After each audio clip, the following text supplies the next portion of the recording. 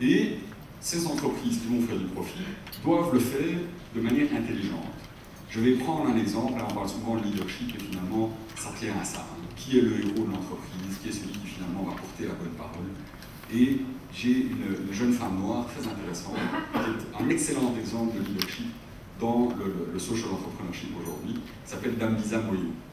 Dambisa Moyo a écrit un livre assez intéressant, qui est un plaidoyer. Ce plaidoyer s'appelle Dead Aid. En gros, l'assistance aux pays en voie de développement, aujourd'hui, c'est mort. Et son plaidoyer est beaucoup plus clair que ça. Il nous demande une seule chose. S'il vous plaît, faites du commerce avec les pays en voie de développement. Arrêtez de les considérer comme étant un enfant qu'il faut aider, traitez-les en adultes et faites du commerce avec eux. Gagnez de l'argent dans le commerce que vous faites avec eux, vous allez créer une dynamique positive de création de valeur à l'intérieur de ces pays, au lieu simplement de partir du principe qu'on va exploiter leurs réserves naturelles, ce qui est une manière de faire du commerce, mais qui malheureusement, comme nous le savons tous, n'est pas sustainable. D'accord, merci beaucoup, professeur Dewault. Est-ce qu'on est sur la bonne voie avec notre premier panel? L'objectif, évidemment, c'était en partie de nous faire rêver un tout petit peu, mais de nous préparer déjà à lancer du concret. Est-ce que nous sommes suffisamment concrets, professeur? On avance lentement, trop vite aussi. Je trouve que je suis étonné de voir que le porteur de l'innovation, qui est mon ami Zubstras, a terminé par l'idée de profit. Alors, la mentalité ancienne de Friedman, que le seul but de l'entreprise est d'augmenter la richesse de l'actionnaire, continue à infecter nos esprits. Alors, je crois que la nouvelle culture devrait revenir à autre chose. Premier élément, l'innovation et l'entreprise. Je crois que la finalité de l'entreprise est d'entreprendre et d'innover, et le profit est une condition nécessaire, ce n'est pas son but. Deuxième évolution culturelle, passer du seul management au leadership. Taylor disait, on va remplacer le gouvernement des hommes par l'administration des choses, c'est ce que les business schools ont fait. On a créé des robots de la performance, on n'a pas créé des leaders capables de motiver, de donner un sens et de donner une finalité. Et enfin, le bien commun et la responsabilité de la société, ça c'est ce que j'appelle le statesmanship. En Belgique, nous avons eu un statesman entrepreneur, c'était Léon Descartes. Léon Descartes a assuré la paix sociale en Belgique pendant 60 ans. Je pense que le statesmanship, c'est d'intégrer la stratégie de l'entreprise dans une vision de bien commun. C'est-à-dire que la nouvelle entreprise, pour moi, va rééquilibrer l'innovation et l'entrepreneurship, le leadership et le statesmanship en tenant compte davantage des demandes de l'entreprise. Ce sera ça la nouvelle culture. Il y a, pour le moment, ne nous leurrons pas, il y a beaucoup d'entreprises qui s'engagent dans cette voie. Didier Bellet l'a montré. Mais il y en a beaucoup qui ne font rien dans ce domaine, ou sinon planter des arbres dans la cour de l'usine ou mettre des panneaux solaires sur les toits des bureaux. En Belgique, il y a deux archétypes que je nomme et qui pourraient servir d'exemple. C'est Umicore et c'est Colruyt. Voilà deux entreprises qui ont changé leur culture complètement.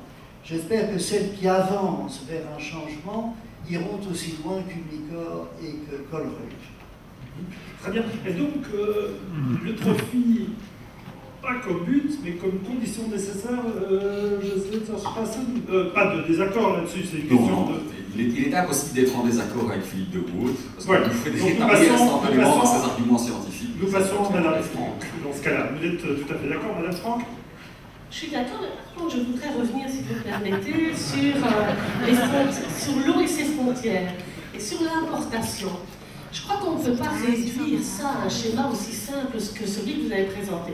Prenons l'exemple de la Belgique. Pas vraiment de frontières, mais des frontières quand même entre les trois régions. Eh bien, situation tout à fait inégale au sein des trois régions. En Belgique, 2/3 de l'eau est en Wallonie, 1/3 en Flandre, Bruxelles, rien. Et parlons donc du plus beau transfert sud-nord, qu'est l'eau d'ailleurs. Et donc l'eau ne connaît pas de frontières. Et en Belgique, on importe de l'eau du sud vers le nord. Donc moi, moi, je ne suis pas choquée qu'on ait des besoins d'importation et d'exportation. Ce qu'il faut, c'est gérer les ressources de la manière la plus efficace et la plus optimale possible, dans l'intérêt du citoyen, c'est-à-dire en minimisant le coût de la gestion de ces ressources. Mais je ne suis pas vraiment choquée par des concepts d'importation et d'exportation, puisque nous le vivons au quotidien. Maintenant, quant à la rentabilité, évidemment, moi je me situe un peu différemment de vos propos en étant une société publique, donc une société qui n'a comme actionnaire que, en l'occurrence, des communes, et qui n'a pas à restituer un résultat positif à ces communes. Par contre, le point de vue que je soutiens par rapport sur le plan financier, c'est de dire que dans une matière aussi essentielle que l'eau, puisque l'eau est le seul produit nécessaire à la vie, toute vie peut s'envisager sans tout, sauf sans eau.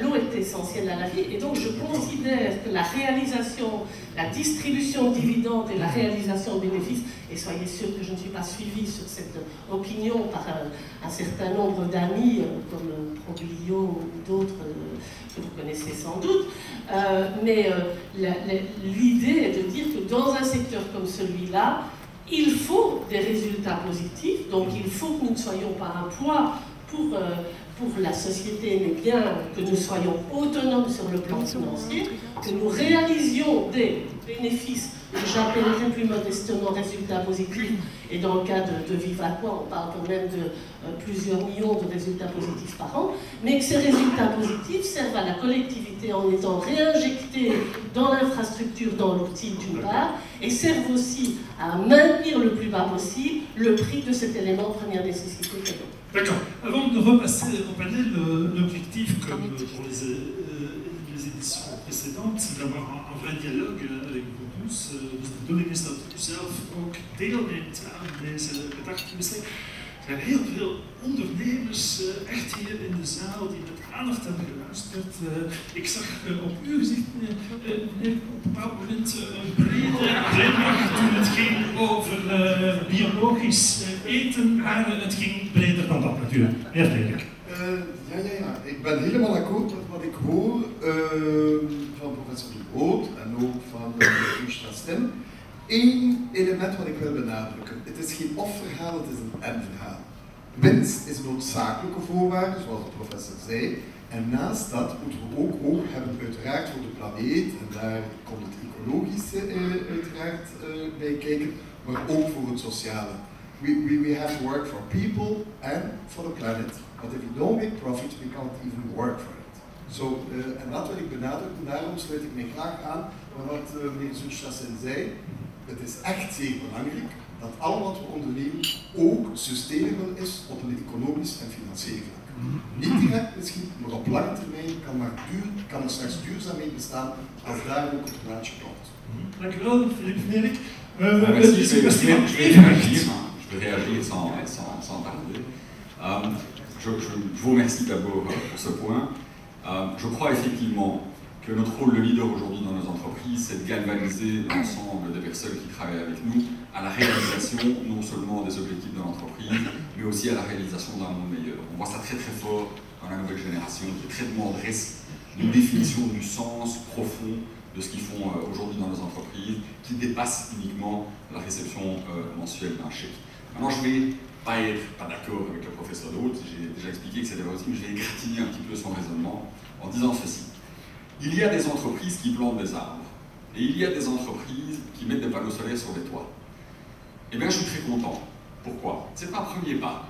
Ce sont des entreprises qui sont dans la réflexion aujourd'hui sur leur rôle, sur ce qui fait du sens dans leur création de valeur. La première itération, le premier pas qu'elles font dans la direction de réaliser définitivement tout le potentiel qu'elles ont au niveau du sens qu'elles amènent à la société des hommes, se fait par un premier pas maladroit. Alors, c'est mon fils, il a dit moi aujourd'hui, je suis assez fier de lui, je vous expliquerai tout ça plus tard. Mais pour ceux qui ne le voient pas de ce côté-ci de la salle, retournez peut-être légèrement le laptop, donc il y a un superbe... Il est en train d'essayer de marcher, là il dort. Le jeune Eric Torstrassen. Il est en train d'essayer de marcher, alors qu'est-ce qu'il fait?